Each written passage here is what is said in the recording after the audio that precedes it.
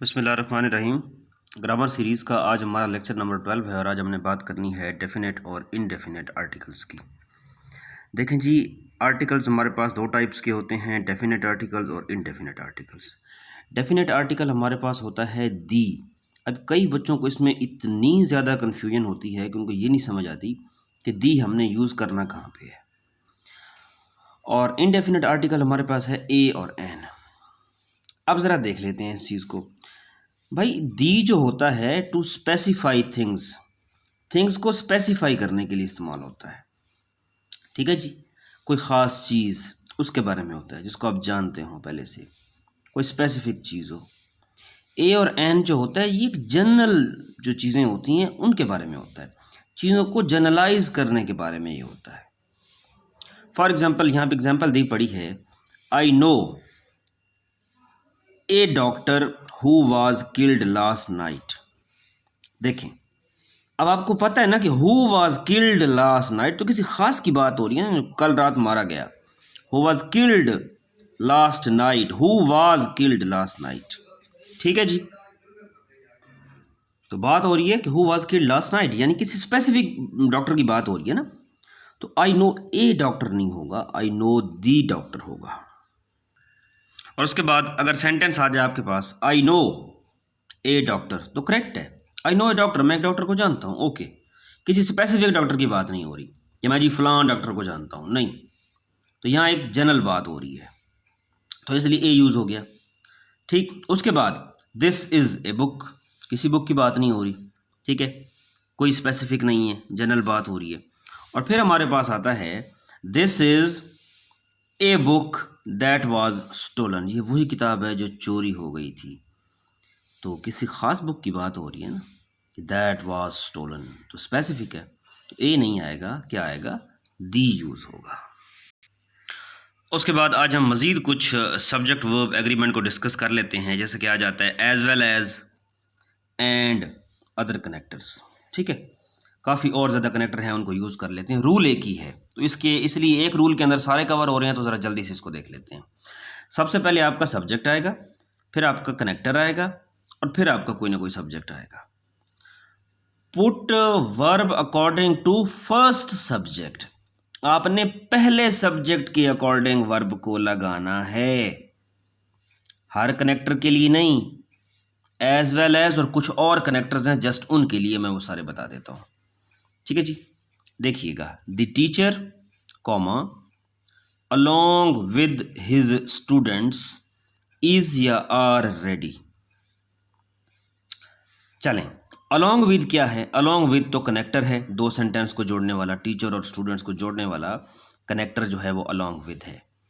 पहले वाला सब्जेक्ट कौन है, टीचर है, तो टीचर के अकॉर्डिंग लगेगा इज, ना कि आर।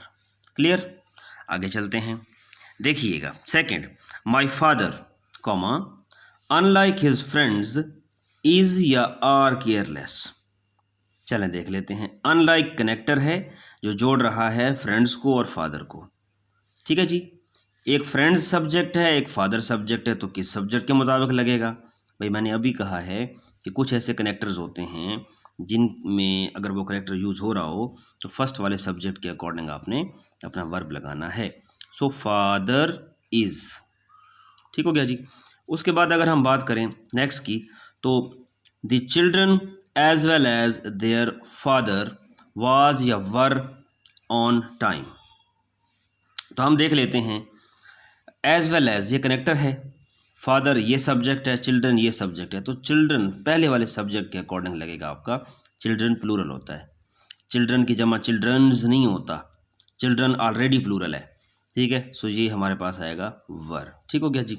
उसके बाद है कि कौन से कनेक्टर्स हैं ऐसे, तो मैं जल्दी से बता दूं आप लोगों को। भाई इनमें से कहते हैं कि जी ऐसे कनेक्टर्स में, ऐसे कनेक्टर जब भी आ जाएं तो इनमें से पहले वाले सब्जेक्ट के अकॉर्डिंग आपने वर्ब लगाना है। अब अपने माइंड में रख लें कि ये कनेक्टर्स जब भी यूज़ होंगे आपने क्या करना है, अपना जो वर्ब है वो फर्स्ट वाले सब्जेक्ट के अकॉर्डिंग आप लोगों ने यूज़ करना है। चलें जी, रोज़ाना की तरह हम ज़रा इडियम्स को भी थोड़ा सा डिस्कस कर लेते हैं। एज़ हार्ड एज़ नेल्स, तो ये हमारे पास होता है कि अगर कोई फिज़िकली या मेंटली बहुत ज़्यादा टफ हो तो उसके लिए ये इडियम यूज़ होता है, एज हार्ड एज नेल्स। फिर हमारे पास आता है टू हैव नोडिंग एक्वेंटेंस।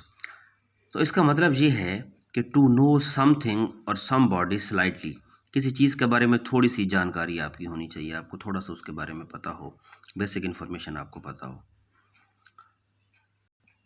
उसके बाद हमारे पास इडियम है to the manner born.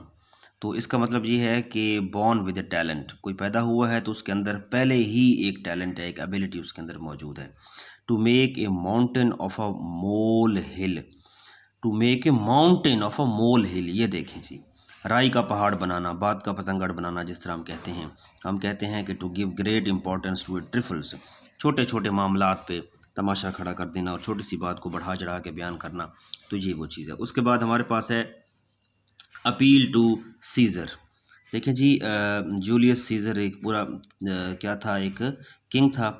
Appeal to scissor, तो इसका मतलब है बादशाह है अब, तो बादशाह क्या होता है जी, एक वहाँ जाके अपील की जाती है, बादशाह के पास पूरी अथॉरिटी होती है, तो हम कहते हैं कि अपील करना to the highest possible authority. तो अपील टू सीज़र का मतलब है किसी हाईएस्ट पॉसिबल अथॉरिटी पे जाके आप कोई अपील कर रहे हैं, ठीक है जी। उसके बाद हमारे पास है पेनी वाइज एंड पाउंड फुलिश, इसका मतलब है कि बड़ी रकम को बहुत ज़्यादा ज़ाया कर देना, केयरलेस विद लार्ज अमाउंट, ठीक है जी। उसके बाद हमारे पास है to jump out of one's skin. बहुत इंपॉर्टेंट इडियम्स हैं और ये कम्पिटिटिव एग्जाम्स के अंदर आ चुके हैं, ठीक है। Jump out of one skin, तो हम कहते हैं कोई स्किन से बाहर आ गया, स्किन से बाहर मतलब टू बी एक्सट्रीमली सरप्राइज्ड, ठीक है, बहुत ज़्यादा हैरान हो जाना।